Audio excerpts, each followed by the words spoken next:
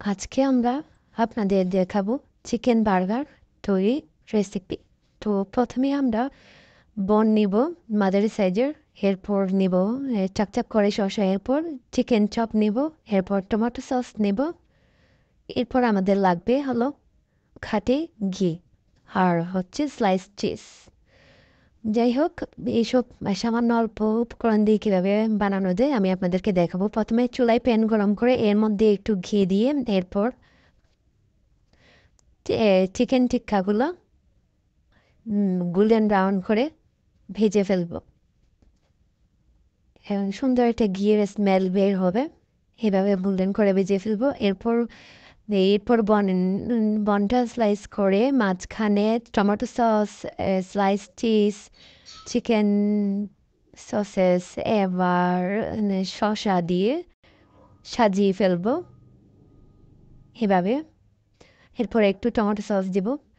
এটা উল্টে পাল্টে করে করা যায়, চাইলে স্লাইস চিজটাও উপরেও দেওয়া যায়, মানে যে যার পছন্দ মতো করে ডিজাইন করে করা যেতে পারে। এটা আমি একদম শর্টকাট রেসিপি দেখিয়েছি, শর্টকাট করে যাতে কীভাবে মানে টেস্ট পাওয়া যায়। শর্টকাট করে কয়েকটা উপকরণ দিয়ে, ঘরে থাকা কয়েকটা উপকরণ দিয়ে এটা বানিয়েছি। একটু বাচ্চাদের টিফিনেও দেওয়া যাবে, বিকেলে স্ন্যাক্স হিসেবেও খাওয়া যাবে, যে যার পছন্দ মতো খেতে পারবে। তো যে যার পছন্দ মতো এভাবে ডিজাইন করে বানাতে পারবে বার্গারটা। এভাবে একে একে করে সব রেডি করে নিলাম। চাইলে এখানে মেয়োনিজে দিতে পারেন, যে যার ইচ্ছা মতো লেটুসও অ্যাড করতে পারেন, টমেটো অ্যাড করতে পারেন, যে যার পছন্দ মতো অ্যাড করতে পারেন।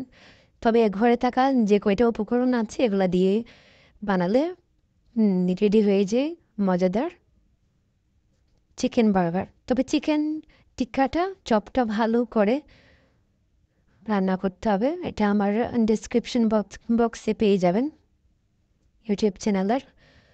আর এবার আমরা এটা হচ্ছে ওভেনে দিব। রেডি করার পরে ওভেনে 10 মিনিট দিব। 10 মিনিটের জন্য ওভেনে দিয়ে দিচ্ছি আমরা। এরপর হচ্ছে আমরা 10 মিনিট আমরা ওয়েট করলাম।